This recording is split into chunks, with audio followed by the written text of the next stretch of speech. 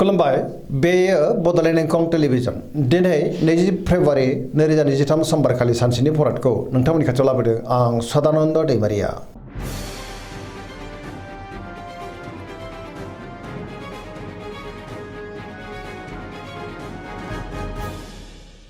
सिगां फरायनो लादों मेष राशि गिबि हांखो अ ल दिनैनि साना जोबोर मोजां गोसोखौ दिनै जोबोर गोजोननाय मोनगोन गोथों आरो गोग्गो साननो रोंगोन गियाननि आंखाल जानाय नङा सोरजोंबा बाख्नाय जानो हागौ गुबुनजों मोजां सोमोन्दो लाखिनो रोंगोन न'खराव दिनै अननानै फैगोन बिदा फंबायजों मोजां सोमोन्दो थागोन गुबुनजों मोजां सोमोन्दो लाखिनोबो रोंगोन मावनो लानाय खामानिखौबो थि समावनो आरो गोरलैयैनो मावफुंनोबो हागोन गोसोआ दिनै जोबोर खुसि जागोन देहाया मोजाङैनो थागोन रांखावरियाव दिनै जोबोर मोजां गोबां धोन आरजिनोबो हागोन बेफार फालांगियावबो जोबोर मोजां मुलाम्फा मोनगोन सोरबा लोगोनिफ्राय मोजां खौरां फैनोबो हागौ गुबुननि थाखाय गोबां मोजां खामानि मावनानै होनोबो हागोन पजिटिभ एनार्जिनि गोहोम गोग्लैनो हागौ लाइमोनफ्रा जोबोर रमान्टिक जागोन आरो गावबा गावनि गोसोनि साननायखौ फोरमायलायनोबो हागोन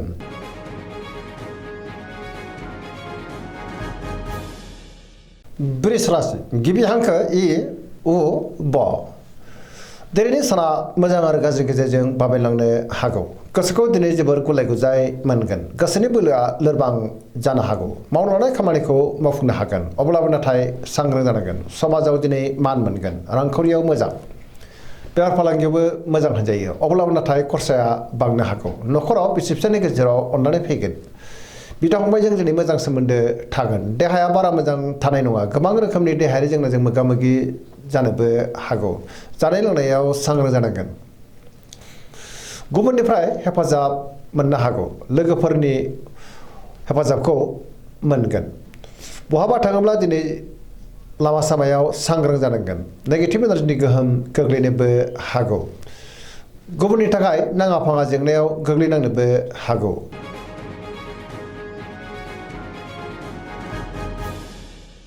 मिथुन राशि गिबि हांखो क स दिनैनि साना जोबोर मोजां गोसोखौ दिनै जोबोर गोजोननाय मोनगोन गोबां मुंदांखा सुबुंजों लोगो मोनज्लायनोबो हागौ गियाननि आंखाल जानाय नङा गोबां मोजां खाबु फैनोबो हागौ गोसोखौ दिनै जोबोर खुसि मोनगोन लाइमोनफ्रा जोबोर रमान्टिकबो जागोन गोग्गो आरो गोथों साननो रोंगोन देहाया मोजाङैनो थागोन रांखावरियाव मोजां बेफार फालांगियावबो मोजां होनजायो न'खराव दिनै बिसि फिसायनि गेजेराव अननानै फैगोन बिदा फंबायनिफ्राय मोजां खौरां फैनोबो हागौ गोसोनि बोलोआ बांगोन मावनो लानाय खामानिखौ थि समावनो आरो गोरलैयैनो मावफुंनोबो हागोन सोरबा लोगोनिफ्राय हेफाजाब मोनगोन गुबुनजों मोजां सोमोन्दो लाखिनोबो रोंगोन लाइमोनफोरनि गोसोआ दिनै जोबोर रमान्टिक जागोन आरो गावबा गावनि गोसोनि साननायखौ फोरमायलायनोबो हागोन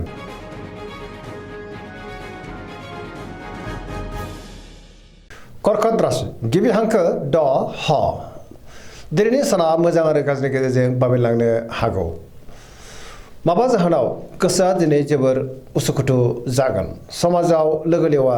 बांगोन सोरबा लोगोजों रायखोमा जानोबो हागौ सांग्रां जानाया गाहाम नेगेटिभ एनार्जिनि गोहोम गोग्लैनो हागौ गोसोनि साननायफ्रा देबारनांगोन मावनो लानाय खामानिखौ मावफुंनो हायोब्लाबो माबा नङा माबा मोनसे गोरोन्थि जालांनोबो हागौ रांखावरियाव मोजां बेफार फालांगियावबो मोजां होनजायो आयाबो दिनै बांनो हागौ न'खराव बिसि फिसायनि गेजेराव अननानै फैगोन बिदा फंबायजों मोजां सोमोन्दो थागोन देहाया मोजाङै थागोन अब्लाबो नाथाय जानाय लोंनायाव सांग्रां जानांगोन गुबुननिफ्राय हेफाजाबबो मोननो हागौ फरायसाफ्रा दिनै फरायनायाव गोसो दुंखांगोन आरो मोजां फिथाइ मोनगोन लाइमोनफोरनि गोसोआ दिनै जोबोर आला खाला जागोन नेगेटिभ एनार्जिनि गोहोम गोग्लैनो हागौ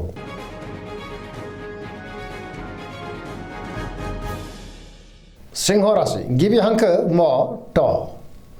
दिनैनि साना जोबोर मोजां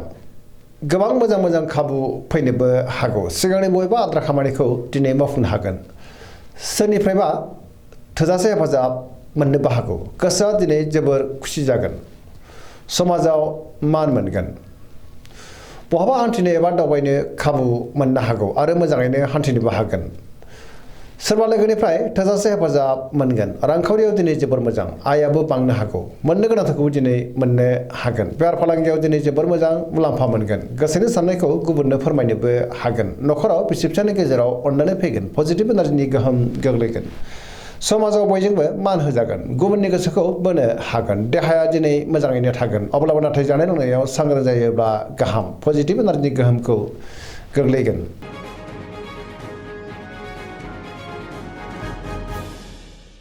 कन्या राशि गिबि हांखो प ट दिनैनि साना जोबोर मोजां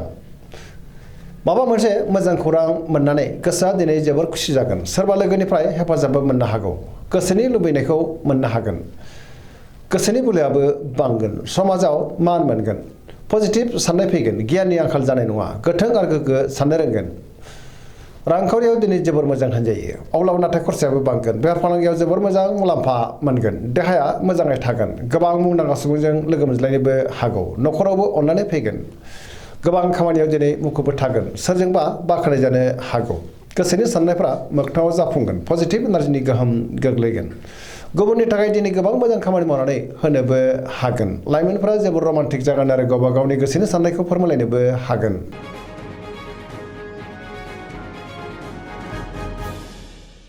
तुला राशि गिबि हांखो र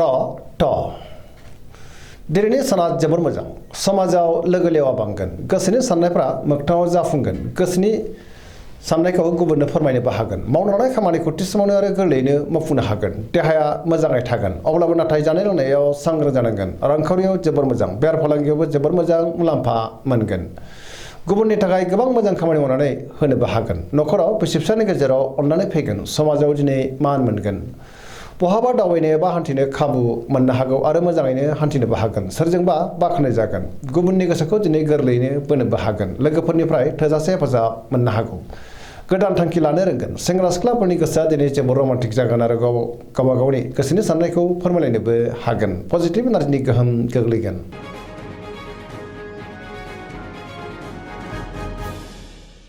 वृश्चिक राशि गिबि हांखो न स दिनैनि साना जोबोर मोजां गोसोआव दिनै पजिटिभ साननाय फैगोन गोथों आरो गोग्गो साननो रोंगोन गियाननि आंखाल जानाय नङा सोरजोंबा बाख्नाय जानो हागौ गोसोआ दिनै जोबोर खुसि जागोन समाजाव लोगो लेवा बांगोन सोरबा गोजाम लोगोजों बहाबा लोगो मोनज्लायनानै गोसोखौ दिनै जोबोर गोजोननाय मोनगोन गुबुननि थाखाय गोबां मोजां खामानि मावनानै होनोबो हागोन रांखावरियाव दिनै जोबोर मोजां बेफार फालांगियावबो जोबोर मोजां मुलाम्फा मोनगोन मोननो गोनांखौबो दिनै मोननो हागौ गोसोनि साननाया मोगथाङाव जाफुंगोन गोसोनि बोलोआबो बांगोन समाजाव दिनै मान मोनगोन देहाया मोजाङै थागोन अब्लाबो नाथाय जानाय लोंनायाव सांग्रां जानांगोन लाइमोनफोरनि गोसोआ दिनै जोबोर रमान्टिक जागोन आरो गावबा गावनि गोसोनि साननायखौ फोरमायलायनोबो हागोन धोरोमारि बिथिङावबो गोसो दुंखांनो हागौ फरायसाफ्रा दिनै फरायनायाव गोसो दुंखांगोन आरो मोजां फिथाइ मोनगोन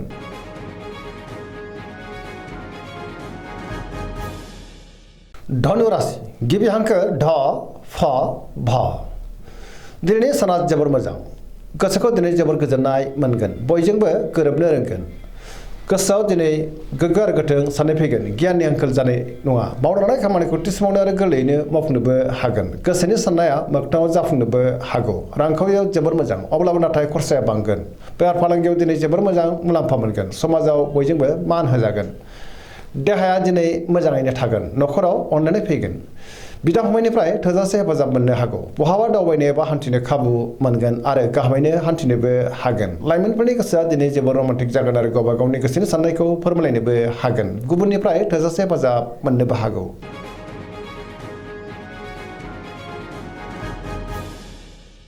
मकर राशि गिबि हांखो ख ज दिनैनि साना जोबोर मोजां गोसोखौ दिनै जोबोर गोजोननाय मोनगोन गुबुननि थाखाय गोबां मोजां खामानि मावनानै होनोबो हागोन गोसोनि बोलोआ बांगोन गोसोनि साननाया मोगथाङाव जाफुंनोबो हागौ मावनो लानाय खामानिखौ थि समावनो आरो गोरलैयैनो मावफुंनोबो हागोन माबा नङा माबा मोनसे मोजां खौरां मोननोबो हागौ रांखावरियाव जोबोर मोजां होनजायो अब्लाबो नाथाय खरसायाबो बांगोन बेफार फालांगियाव दिनै जोबोर मोजां मुलाम्फा मोनगोन गुबुनजों मोजां सोमोन्दो लाखिनोबो रोंगोन मावनो लानाय खामानिखौ थि समावनो आरो गोरलैयैनो मावफुंनो हागोन सिगांनि बबेबा आद्रा खामानियाबो दिनै मावफुंजानो हागौ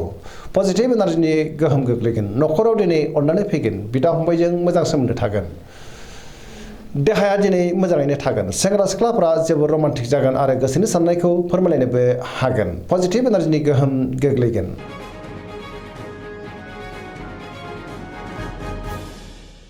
कुम्भ राशि गिबि हांखो ग स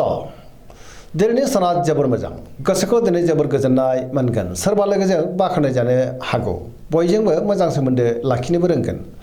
माबा नङा माबा मोनसे मोजां खौरां मोननोबो हागौ गोसोआव दिनै पजिटिभ साननाय फैगोन गोथों आरो गोग्गो साननो रोंगोन गियाननि आंखाल जानाय नङा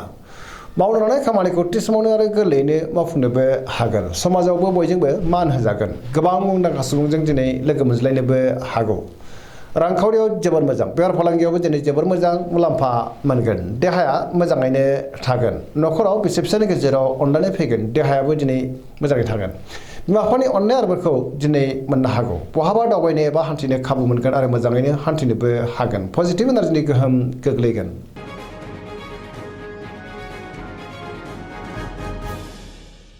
मीन राशि गिबि हांखो ड स। दिनैनि साना जोबोर मोजां। गोसोखौ दिनै जोबोर गोजोननाय मोनगोन। गुबुनजों मोजां सोमोन्दो लाखिनो रोंगोन। सिगांनि बबेबा जेंनाखौ दिनै सुस्रांनो हागोन। गोसोआ दिनै जोबोर खुसि जागोन। पजिटिभ साननो रोंगोन आरो गियाननि आंखाल जानाय नङा। गोसोनि बोलोआबो बांनो हागौ। गावनि गोसोनि साननायखौ गुबुननो फोरमायनोबो हागोन। देहाया मोजाङै थागोन। अब्लाबो नाथाय जानाय लोंनायाव सांग्रां जानांगोन। लाइमोनफ्रा जोबोर रमान्टिक जागोन आरो गावबा गावनि गोसोनि साननायखौ फोरमायलायनोबो हागोन। रांखावरियाव जोबोर मोजां। आयाबो बांनो हागौ। बेफार फालांगियाव दिनै जोबोर मोजां मुलाम्फा मोनगोन। न'खराव अनलायनाय फैगोन। सोरजोंबा दिनै बाख्नाय जानो हागौ। पजिटिभ एनार्जिनि गोहोम गोग्लैगोन। सेंग्रा सिख्लाफ्रा दिनै जोबोर रमान्टिक जागोन आरो गावबा गावनि गोसोनि साननायखौ फोरमायलायनोबो हागोन। दिनैनि राशि फरायनाया एसेनोसै। जोबनायाव बेखौनो खावलायो जाहाथे नोंथांमोना सानफ्रामबो जोंनि बे बड'लेण्ड इंखं टेलिभिजनखौ नायबाय थायो आरो साबस्क्राइब खालामो, लोगोसे लाइक खालामो आरो शेयार खालामो। एसेनोसै, गोजोन्थों।